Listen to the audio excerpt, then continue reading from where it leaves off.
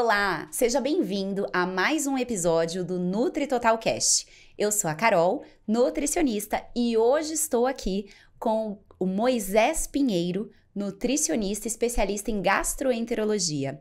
Moisés, seja muito bem-vindo ao nosso videocast. Muito obrigado, Carol. Um prazer estar aqui novamente. O prazer é todo nosso. Bom, Moisés, hoje nós vamos falar de um tema super relevante, que eu sei que você tem muita experiência na prática, atende pacientes com esse contexto, e é sobre cirurgia bariátrica, pessoal. Precisamos falar sobre isso, mas não sobre a cirurgia especificamente. Nós vamos falar sobre reganho de peso, quais as estratégias nutricionais pós-cirurgia bariátrica. Então, Perfeito. Sem mais delongas, para a gente começar, nós sabemos que a cirurgia bariátrica ela é muito importante no combate, né, à obesidade, já está muito bem consolidado na literatura, mas que não é uma solução mágica, né? Muitos pacientes, eles enfrentam desafios significativos no pós-operatório, e o reganho de peso é uma dessas condições. Então, você pode nos contar um pouquinho quais são os fatores, né, que contribuem para isso? Perfeito.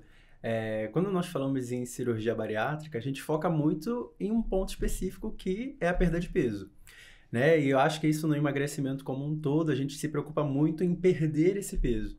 Mas o que muitas pessoas esquecem de trabalhar, e é o ponto principal, é como manter esse peso que foi perdido, né? Então, o reganho de peso, ele tem uma influência muito grande na vida desses pacientes e realmente existem diversos fatores que vão influenciar nisso. Então, quando a gente pensa primeiro no fator mais fisiológico, a gente tem que entender que a obesidade, o paciente ele vai lutar contra isso a vida inteira. A obesidade ela tem fatores fisiológicos que vão fazer com que esse paciente ele reganhe esse peso de uma forma com que seja uma medida de proteção. Então, quando você tem ali, por exemplo, o que nós chamamos de set point, que é o seu corpo tentando sempre alcançar o maior peso que você já teve, nós temos que levar que esse paciente ele vai ter muitas dificuldades ao longo de todo esse tratamento e que é um tratamento muito complexo, né? Não minimizar isso sempre a um fator isolado. Mas isso pensando no ponto de vista fisiológico. Agora, quando nós pensamos em outros fatores, principalmente como, por exemplo, os fatores ambientais, os fatores comportamentais, existe, assim, uma série de coisas que nós devemos considerar na vida desses pacientes. Então, pensando, por exemplo, num fator ambiental. A alimentação vai ter uma influência muito grande, né? Então, dependendo de como que é o consumo de fibras, como que é o consumo de proteína nesse paciente, que vai ter uma relação muito grande com a saciedade, né? Também com a saciação, a diferença entre esses dois termos. Isso vai ter uma influência muito grande nessa perda de peso. Mas se esse paciente tem já ali um consumo de álcool também, se esse paciente tem algum quadro de um transtorno alimentar compulsivo. Então a gente precisa entender esse paciente como um todo para aí sim começar a tentar relevar esses pontos que vão ter essa influência nesse reganho de peso, né? Então também existem fatores anatômicos, fatores cirúrgicos, né? Então ao longo do tempo, esse paciente pode ter um alargamento dessa bolsa gástrica que foi formada, Sim. daquela anastomose que foi confeccionada. Então isso vai fazer com que ele tenha menos saciedade, com que ele consiga comer um volume maior de comida e, consequentemente, esse ganho de peso vai voltando aí ao longo do acompanhamento desse paciente. Nossa, desafiador, né, Moisés? Muita coisa. Mas assim, o que nós nutricionistas poderíamos fazer, né, para contribuir aí com esse paciente para manutenção desse peso perdido, visto que a gente sabe, ele fez cirurgia, ele tem hábitos, né, pregressos ali que são muito enraizados. Então, quais são as estratégias aí? O que você tem de dica para nos dar a respeito? Perfeito.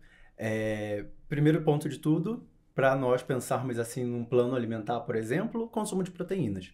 Né? Então, existem alguns estudos que mostram que esses pacientes eles consomem em torno de 30 gramas de proteína após 1 ano de cirurgia. E a recomendação mínima é 60 gramas de proteína por dia. Né? Então, esses pacientes eles têm uma dificuldade muito grande. Por quê? Porque muitas vezes também abandonam o tratamento. Né? Então, tem dados também que mostram que apenas 15% dos pacientes, depois de 2 anos de cirurgia bariátrica, mantêm um acompanhamento nutricional. Né? Então, assim, esses pacientes eles precisam ter um consumo proteico adequado, precisam ter um consumo de proteínas adequado.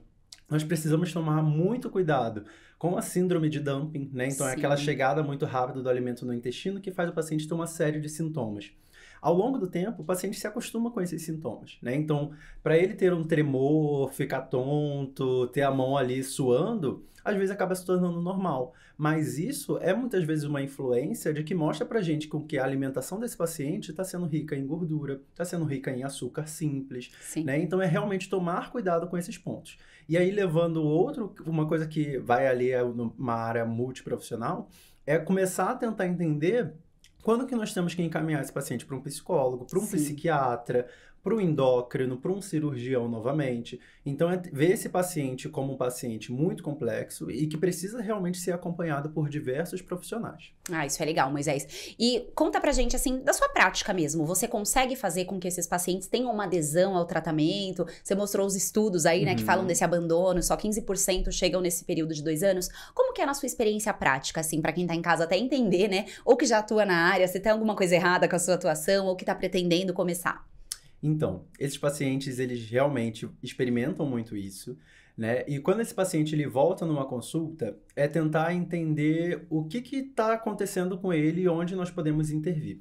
Então, tem uma paciente que nós fazemos acompanhamento na nossa clínica do GANEP, que é uma paciente que fez uma cirurgia, por exemplo, em 2002, e aí ela tinha um peso máximo de 150 quilos, e depois de até 2010, ela chegou com um peso de 70 quilos. Foi o menor peso que ela já teve e um peso controlado. Legal. Depois que ela teve um problema de família, né? Então teve um falecimento na família, ela reganhou todo o peso que foi perdido.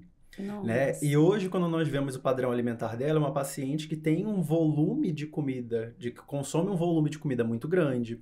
Né? É uma paciente que nós estamos conseguindo trabalhar, ela está conseguindo perder esse peso de forma lenta, progressiva, mas são realmente estratégias que precisam ser combinadas com outra prática. Né? Então, ali indicar, às vezes, uma terapia farmacológica vai ser super importante para conseguir controlar, muitas vezes, essa saciedade desse paciente. E essa terapia, lembrando que indica é um médico, hein, pessoal? Exatamente. Então, precisa de acompanhamento médico. Exato. Mas é muito importante nós, nutricionistas, sabermos quando esse paciente tem ali uma indicação de utilizar essa medicação. Isso. Né? Porque por mais que nós não vamos prescrever, nós entendermos em qual momento, em qual contexto esse paciente se encontra, é fundamental para a gente falar, olha, fulano, procura um endócrino, você tem uma indicação às vezes de fazer uma terapia farmacológica, quebrar muitas vezes esse mito de usar uma medicação para perda de peso. E que existe esse mito até com a gente, né? Nós profissionais, a gente tem um pouco de receio e de até assim uma apatia, não gostamos de falar sobre o tema, achamos que não tem efetividade, quando na verdade a gente sabe que sim, né, Moisés? Exato. Tem paciente que vai precisar mesmo, porque a gente sabe que a obesidade é uma doença. Exatamente. E doenças precisam ser tratadas de forma multiprofissional. Exato. E a terapia medicamentosa é um desses processos, perfeito. Né? Então, assim, quando nós estamos com esse paciente, a gente precisa fazer todo esse rastreio, né? Então, avaliar esse fator que vai ter relação com uma síndrome de dumping, avaliar esse fator que pode estar relacionado com alargamento de bolsa, avaliar esse fator, por exemplo, que vai estar relacionado, hoje até mesmo fatores raciais, por mais que não se tenha uma afirmação assim de como e por que isso acontece, mas tem muitos estudos que mostram que pessoas negras, por exemplo, têm um reganho de peso maior do que pessoas brancas. Nossa, que legal. Né? Então, isso é avaliar todos esses fatores e ver onde o seu paciente se encontra e como que você consegue intervir para falar assim, não, isso daqui, se eu ajudar, ele vai ter uma melhora desse reganho de peso. Ah, não, isso daqui também tem uma influência muito forte. Então, é fazer toda essa avaliação e entender esse paciente como um todo, para aí sim a gente conseguir a melhor estratégia. Ai, que delícia. Nossa, que maravilha foi aqui o nosso bate-papo, a nossa conversa. Acho que dicas valiosas aí para quem tá em casa. E para fechar, né, o que você deixa de mensagem para esses nossos colegas nutricionistas que atuam, né, com pacientes pós-bariátrico, que estão apresentando reganho de peso? Como falamos aí ao longo da nossa conversa, né, eu acho que esse paciente acaba sendo um dos pacientes mais desafiadores. Né? Se você pega um paciente que fez um acompanhamento ali certinho num pré-operatório, que tinha uma indicação boa, que você trabalhou todo um pós-operatório, esse paciente ele já é muito engajado. Né? Agora, se você pega um paciente que veio ali com uma cirurgia toda bagunçada, que não tem muita orientação, é realmente trabalhar uma educação nutricional com esse paciente de uma forma bem estratificada, ver esse paciente como um todo, né? E não olhar somente o peso em si, entender que essa obesidade ela é muito complexa, que são muitos pontos que vão fazer com que esse paciente apresente esse reganho de peso e que esse paciente ele realmente vai lutar contra a obesidade a vida inteira.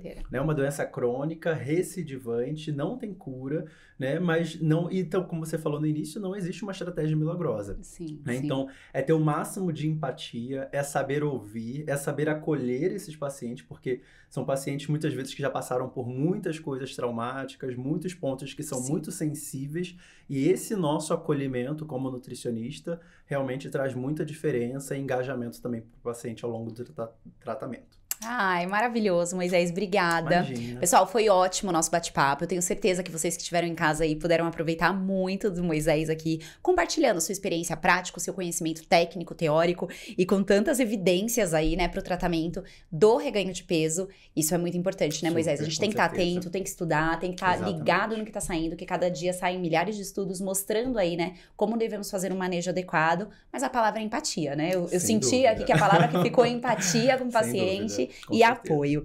Bom, Moisés, muito obrigada pela sua participação. Foi ótimo receber você aqui. Muito obrigada mesmo, viu, por esses momentos. Eu agradeço pelo convite. Estamos aí, quando precisar. Vamos chamar de novo. Bom, pessoal, e para vocês que estão em casa, nosso muito obrigada aí por ficar conosco até agora, né, nesse último episódio aí dessa série. Meu muito obrigada. Clica aqui já, se você não é inscrito ainda no nosso canal, e acompanhe aí os próximos videocasts do Nutri Total Cast. Até mais!